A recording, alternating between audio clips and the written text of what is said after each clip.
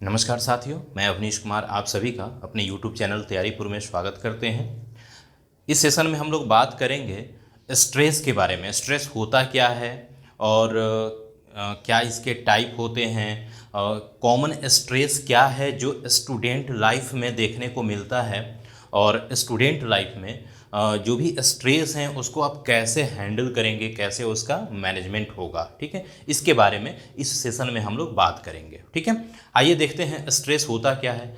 Stress जिसको कि क्या बोलते हैं, तनाव की स्थिति होती है, तनाव बोलते हैं। ठीक है, और ये होता क्या है, तो ये क्या है, feeling of emotional and physical disturbances और टेंशन। ठीक है, क्या होता है कि ये संवेगात्मक और शारीरिक कह सकते हैं कि डिस्टर्बेंसेज की एक फीलिंग्स है। ठीक है, या फिर टेंशन की एक फीलिंग्स है। ठीक, इससे क्या होता है, तो ये क्या करेगा, आपको क्या करेगा, फील फ्रस्ट्रेटेड, नर्वस और एंग्री। ये कहीं ना कहीं आपको क्या करता है, बना देता है कि आपको ये क्या करेगा, फ्रस्ट्रेटेड कर देगा, आपको नर्वस कर देगा। और या फिर आप जब फ्रस्ट्रेटेड हो जाएंगे, नर्वस हो जाएंगे, तो फिर क्या होगा, आप में एंगरनेस आने लगेगा। ठीक है, किसी भी सिचुएशन में रहेंगे आप इजीली क्या हो जाएंगे, इरिटेट हो जाएंगे, इजीली क्या होंगे आप, किसी पे भी गुस्सा हो जाएंगे। ठीक है, आपका कहीं ना कहीं जो इमोशनल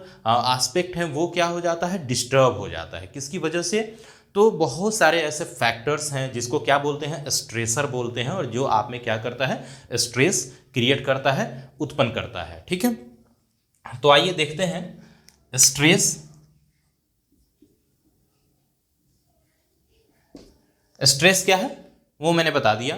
देखिए, स्ट्रेस अपने आप में निगेटिव वर्ड नहीं है। जनरली क्या होता है कि आप किसी भी सिचुएशन में होते हैं और आप क्या बोल देते हैं, स्ट्रेस हो गया है। जैसे कि एग्जाम का जो प्रेशर होता है, उसी की वजह से क्या होता है, आप मोटिवेटेड होते हैं किसके लिए, पढ़ने के लिए। तो इस टाइप के जो स्ट्रेस होंगे वो अपने आप में निगेटिव नहीं होता है, वो पॉजिटिव होता है। ठीक है, उसका इफेक्ट आप पे पॉजिटिव पड़ता है और आप क्या करते हैं, किसी भी कार्य को करने के लिए मोटिवेटेड हो जाते हैं। ठीक है, तो वो क्या होता है, उसको बोलते हैं यू स्ट्रेस। ठीक है, ये क्या होता है, एक पॉजिटिव स्ट्रेस है, सॉरी पॉजिटिव स्ट्रेस है। ठीक है, और दूसरा होता है जिसे बोलते हैं डिस्ट्रेस। डिस्ट्रेस क्या है, ये निगेटिव है। ये आपको क्या करेगा, इस हद तक आप में डिस्टर्बेंसेज क्रिएट करेगा, पैदा करेगा कि आप किसी भी कार्य को बेहतर ढंग से नहीं कर पाएंगे। ठीक है, वो क्या होगा, किसकी वजह से होगा, डिस्ट्रेस की वजह से होता है।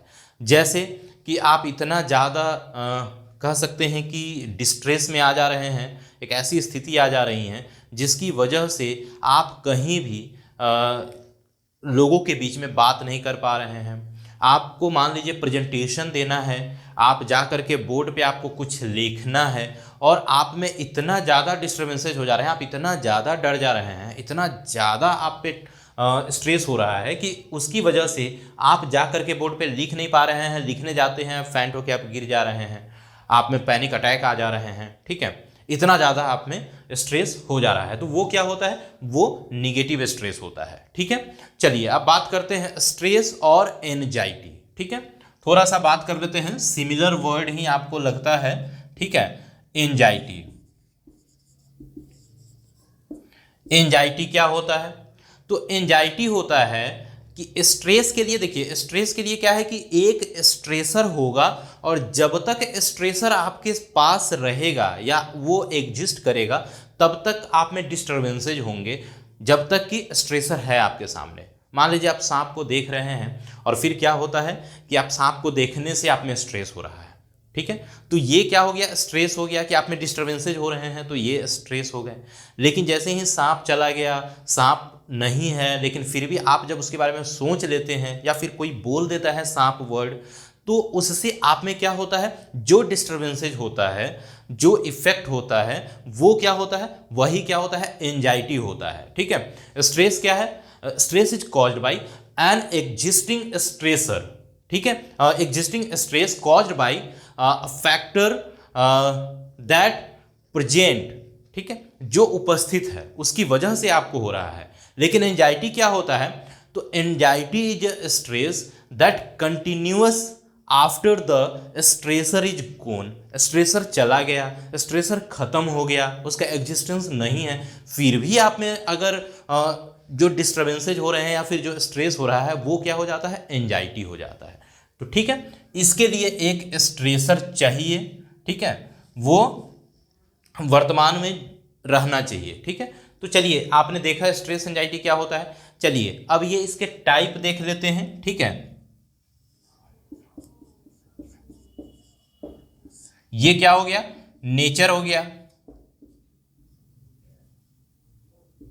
ठीक है, अब आइए देख लेते हैं टाइप। टाइप में क्या होता है, दो तरह के होते हैं, एक होता है एक्यूट और दूसरा होता है जिसको बोलते हैं क्रोनिक।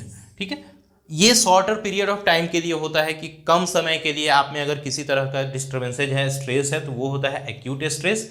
और अगर लंबे समय तक रहते आ रहा है आप में स्ट्रेस, तो वो क्या होता है, क्रोनिक होता है। ठीक है, ये 6 महीने से ऊपर का हो सकता है, ये सालों से चलते आ सकता है, और ये हो सकता है कि सप्ताह 2 सप्ताह से आप में जो भी स्ट्रेसफुल सिचुएशन बना है वो क्या होगा, एक्यूट होगा। ठीक है, आइए देखते हैं कुछ common source of stress during student life. ठीक है, क्या हो सकता है, होता क्या है कि स्कूल में किस तरह की सिचुएशन आ रही हैं और जिसकी वजह से आप में स्ट्रेस होता है। मतलब कि स्कूल रिलेटेड स्ट्रेसर हो सकते हैं कि स्कूल में आप जाते हैं, टीचर से आपको स्ट्रेस हो सकता है, पढ़ाई से स्ट्रेस हो सकता है, स्कूल का जो इन्वायरमेंट है उससे स्ट्रेस आप में हो सकता है। ठीक है, उसके बाद क्या हो सकता है कि स्कूल में जो होमवर्क मिलता है उससे आपको स्ट्रेस हो, आप चीज़ों को समझे नहीं हैं, जो भी पढ़ाया गया है उसको आप बेहतर ढंग से अंडरस्टैंडिंग नहीं हो पाई है, समझ नहीं पाए हैं। तो जाहिर सी बात है कि जब होमवर्क मिलेगा, आप घर पे जाएंगे तो फिर क्या होगा, आप होमवर्क को बेहतर ढंग से बना नहीं पाएंगे, फिर वापस आने में आपको क्या होगा, स्ट्रेस होने लगेगा कि स्कूल में जाएंगे, टीचर चेक करेंगे, नहीं बनाए रहेंगे तो टीचर हो सकते हैं कि वो पनिश करेंगे। ठीक है, वो आपको मारेंगे पीटेंगे। तो ये क्या होता है, होमवर्क का स्ट्रेस होता है। उसके साथ ही साथ स्ट्रेस क्या होता है, तो एक्स्ट्रा करिकुलर जो एक्टिविटीज होती हैं स्कूल में उसका भी स्ट्रेस हो सकता है कि आपको पार्टिसिपेट कर दिया गया, लेकिन आपका क्या है कि आप फ्रंट पे जाने में आपको बहुत ज़्यादा हेजिटेशन होता है। तो उस हेजिटेशन की वजह से क्या होगा, आप में स्ट्रेस होने लगेंगे, आप जा करके बेहतर ढंग से परफॉर्म नहीं कर पाएंगे। तो ये स्ट्रेस भी हो सकता है। साथ ही साथ सोशल चैलेंजेज भी आते हैं कि कैसे लोगों से मिलना है, अपने से सीनियर से, अपने से जूनियर से, अपने क्लासमेट से, टीचर से, या फिर अगर मीटिंग हो रही है किसी भी प्रकार की तो वहाँ पे जो आप में स्ट्रेस होंगे, उस सिचुएशन की वजह से जो स्ट्रेस होंगे वो भी एक कारण होता है स्ट्रेस का। ठीक है, उसके बाद क्या होता है, वर्क का स्ट्रेस होता है। ठीक है, आप पढ़ाई कर लिए हैं, आप पढ़ने के बाद अब आपको काम भी करना है। ठीक है, जॉब रिलेटेड स्ट्रेस हो सकता है।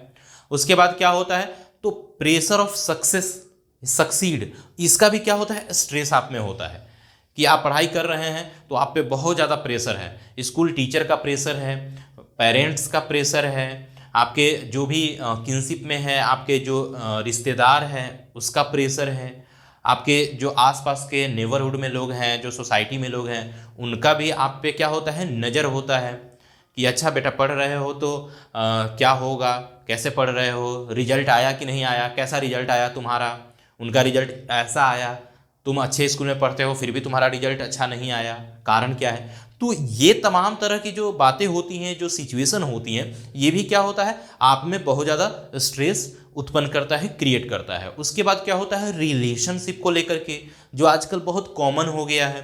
ठीक है, फ्रेंडशिप है, रिलेशनशिप है, तो इसकी वजह से भी स्ट्रेस होते हैं। रिलेशनशिप का मतलब सिर्फ और सिर्फ गर्लफ्रेंड बॉयफ्रेंड का जो रिलेशन है वो नहीं, रिलेशनशिप का मतलब होता है कि आपका रिलेशन टीचर के साथ कैसा है।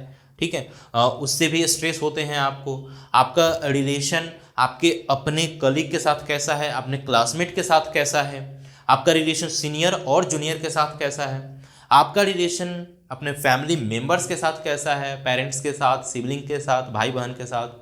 ठीक है, आसपास के लोगों के साथ कैसा रिलेशन है, वो भी क्या होता है, आप में स्ट्रेस क्रिएट करता है। ठीक है, लेकिन अगर देखा जाए तो आज के समय में सबसे ज़्यादा स्ट्रेस आप में क्रिएट रिलेशनशिप में भी जो एक कह सकते हैं लड़का लड़की का रिलेशन है वो ज़्यादा आपको अफेक्ट कर रहा है आज के समय में।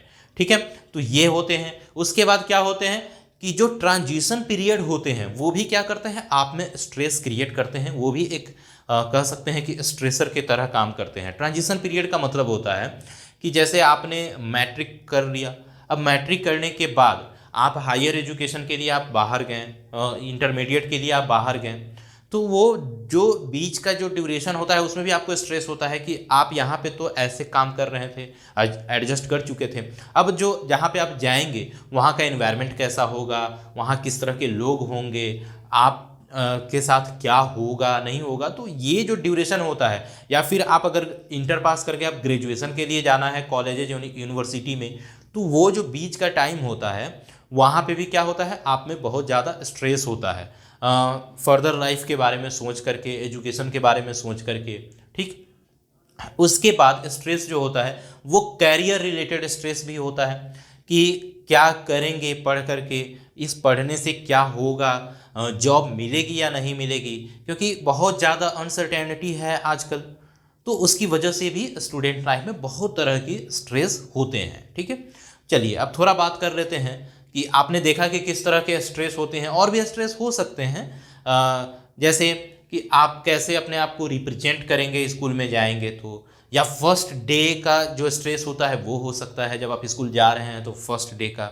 ठीक है, तो ये सब स्ट्रेस आप में क्रिएट कर सकते हैं। ठीक है, साथ ही साथ स्ट्रेस मैनेजमेंट के बारे में बात कर लेते हैं कि स्ट्रेस को मैनेज कैसे किया जाए। अगर आप स्ट्रेस हो रही है तो ये कंटिन्यूअसली नहीं बनी रहनी चाहिए, कुछ तो ऐसा टेक्निक आप अप्लाई करेंगे, कुछ तो ऐसा तरीका अपनाएंगे जिससे कि जो भी स्ट्रेस है वो कम किया जा सके। ठीक है, तो सबसे पहली चीज़ ध्यान रखिए कि आप एक बेहतर, चूंकि आप स्टूडेंट हैं तो आपको सबसे पहले क्या करना है, एक बेहतर रूटीन बना लीजिए कि हर काम आप रूटीन वाइज करेंगे। ठीक है, रूटीन ऐसा हो जिसमें कि पढ़ने के साथ साथ सोने का एप्रोप्रिएट टाइम हो, खाने का टाइम हो, खेलने का टाइम हो। ठीक है, बातें करनी है, मूवी देखनी है, या गेम खेलने हैं, तो हर काम के लिए आपको क्या करने हैं, टाइम फिक्स और एक तरह से उसको देना है। ठीक है, फिक्स कर लीजिए और एप्रोप्रिएट टाइम दीजिए, बहुत ज़्यादा खेलने पे भी नहीं तो बहुत ज़्यादा आपको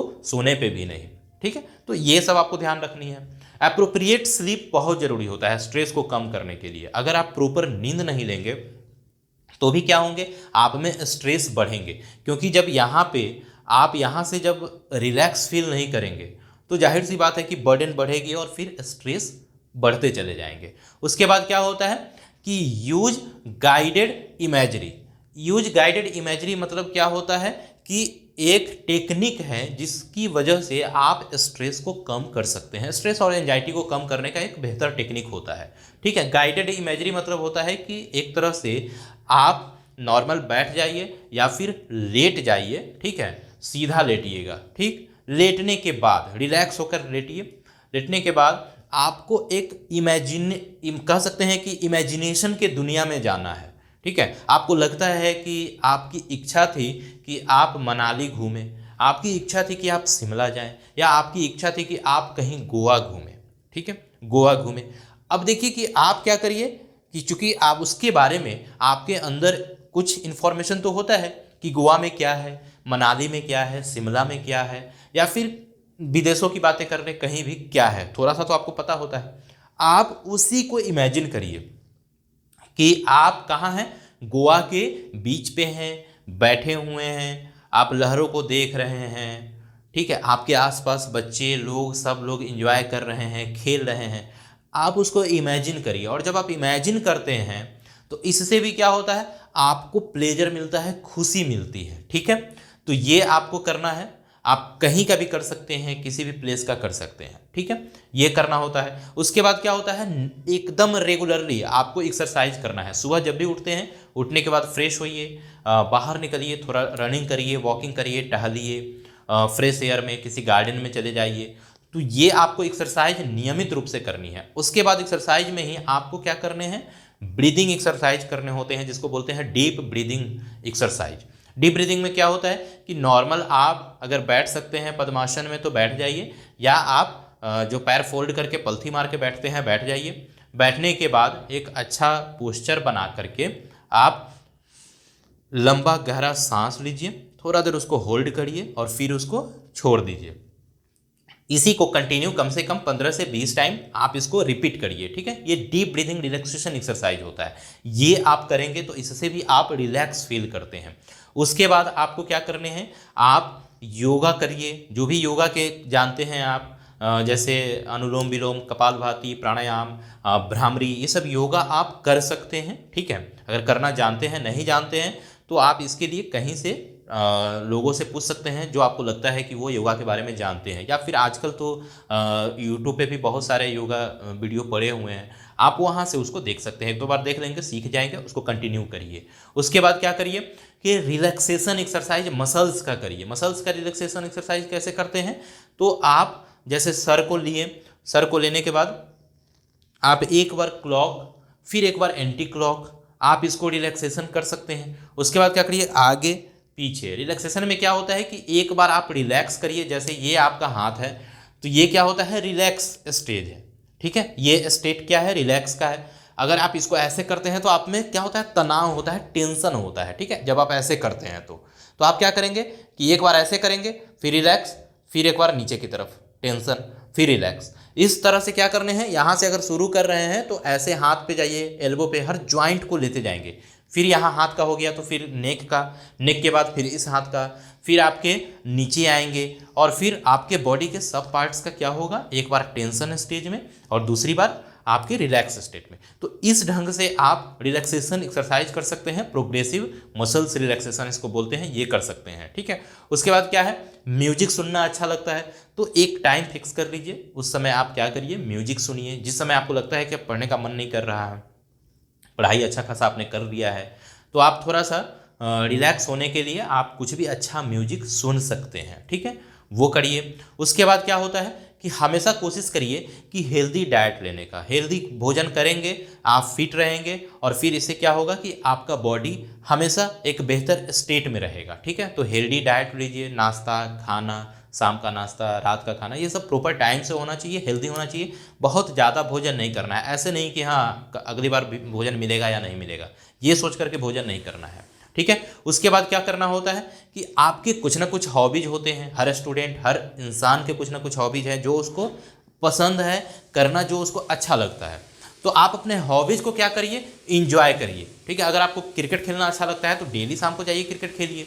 आपको अगर कुछ चेस खेलना अच्छा लगता है, चेस खेलिए।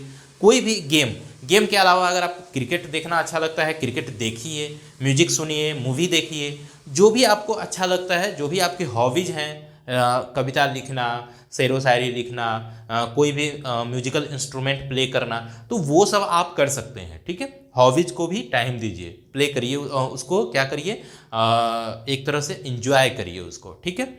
उसके बाद क्या होता है कि आप हमेशा कोशिश करिए कि कुछ सपोर्ट सिस्टम को बिल्ड करें। सपोर्ट सिस्टम मतलब क्या होता है कि आप जैसे स्कूल में हैं तो कुछ बच्चों से बातें किया करिए। हमेशा अकेले और शांत रहने की कोशिश मत करें, ठीक है। क्योंकि कहा जाता है, हमारे यहाँ कहावत है कि खाली दिमाग क्या होता है, शैतान का होता है। तो क्या होता है कि जब आप अकेले बैठेंगे, फ्री रहेंगे, तो उस समय और ज़्यादा क्या होंगे, स्ट्रेसफुल सिचुएशंस, आपके जो भी स्ट्रेसर्स होते हैं उस सिचुएशन से रिलेटेड, वो आपके माइंड में आते रहते हैं, बातें माइंड में आती रहेंगी और फिर क्या होगा, आप स्ट्रेस में चले जाएंगे। तो आप कोशिश करें कि आप लोगों से बातें करिए। अगर स्कूल में है तो थोड़ा टीचर से भी बात कर सकते हैं। आप अपने घर पे हैं तो पेरेंट्स से, अपने भाई बहन से बात कर लीजिए। अपने आसपास के जो भी आपको लगते हैं कि हाँ ये अच्छे लोग हैं, इनसे बातें करनी चाहिए, तो आप उनसे बातें कर सकते हैं, ठीक है। उसके बाद क्या होता है कि आप एक एक्सरसाइज होता है जिसको बोलते हैं माइंडफुलनेस, ठीक है। आप इसको भी क्या करते हैं, इस जो भी स्ट्रेटजी है उसको भी आप फॉलो कर सकते हैं। माइंडफुलनेस में क्या होता है, एक तरह से एक्सरसाइज है जिसमें क्या होते हैं, आप किसी भी चीज़ को देखते हैं उसके बारे में कोई जजमेंट आपको नहीं बनाना होता है। आप एकदम न्यूट्रल रहिए, आप जाइए गार्डन में है, गार्डन में बैठिए और नेचर को देखिए, ठीक है। कैसे चिड़िया चहक रही है, कैसे मूवमेंट हो रहा है, सब चीज़ देखिए और इसको एक तरह से एंजॉय करिए, उसको फील करिए, ठीक है। तो ये होता है। उसके बाद क्या होता है कि आप कुछ टाइम अपने सीनियर और कुछ टाइम अपने जूनियर के साथ स्पेंड करिए। अगर आप स्कूल में हैं तो आप छोटे बच्चों के साथ भी कुछ टाइम स्पेंड करिए। इससे क्या होता है, आपका बच्चों से जब आप बातें करते हैं तो भी आप रिलैक्स होते हैं, क्योंकि बच्चों के पास भी बहुत सारे क्या होता है, क्रिएटिव आइडियाज़ होते हैं, और जब आप उनसे बातें करते हैं तो आप बेहतर फील करते हैं, कुछ सीखने जानने को मौका भी मिल जाता है। सीनियर से जब बातें करते हैं तो उनका एक्सपीरियंस आपको काम आता है, एक्सपीरियंस आपको मिलता है, ठीक है, आगे के क्लासेज का किस तरह से टफ है, टफनेस क्या है, किस तरह से पढ़ना है, तो ये सब क्या होते हैं, सीनियर से भी आपको हेल्प मिलता है। तो ये तमाम चीज़ें जो हैं वो आपको क्या करने हैं, अपने स्कूल लाइफ में, अपने स्टूडेंट लाइफ में इसको फॉलो करने हैं। इससे क्या होंगे, आपके स्ट्रेस कम होंगे। स्ट्रेस कम होंगे तो जाहिर सी बात है कि आप बेहतर ढंग से अपनी जो भी कार्य है, पढ़ने वाली जो भी आपकी काम है, वो आपका बेहतर होगा, ठीक है। तो आई होप कि आपको ये सेशन अच्छा लगा होगा और इससे आपको फ़ायदा होगा, ठीक है। चैनल पे अगर आपको इस तरह की वीडियो और चाहिए तो आप बिल्कुल चैनल को लाइक करिए, सब्सक्राइब करिए, शेयर करिए और बेल आइकन को दबाइए, जिससे कि इस प्रकार के जितने भी इन्फॉर्मेटिव वीडियो डाले जाते हैं वो आपको समय समय पे मिलता रहेगा, ठीक है। और आई होप कि इससे आपको बिल्कुल फ़ायदा होगा। पिछले क्लास में हम लोगों ने बातें करी थी कि कैसे कंसंट्रेशन को बेहतर करें।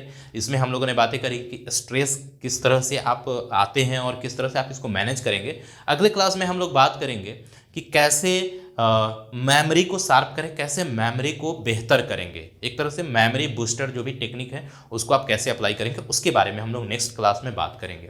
तो चलिए इस क्लास को यहीं पर समाप्त करते हैं, मिलते हैं नेक्स्ट क्लास में। जय हिंद।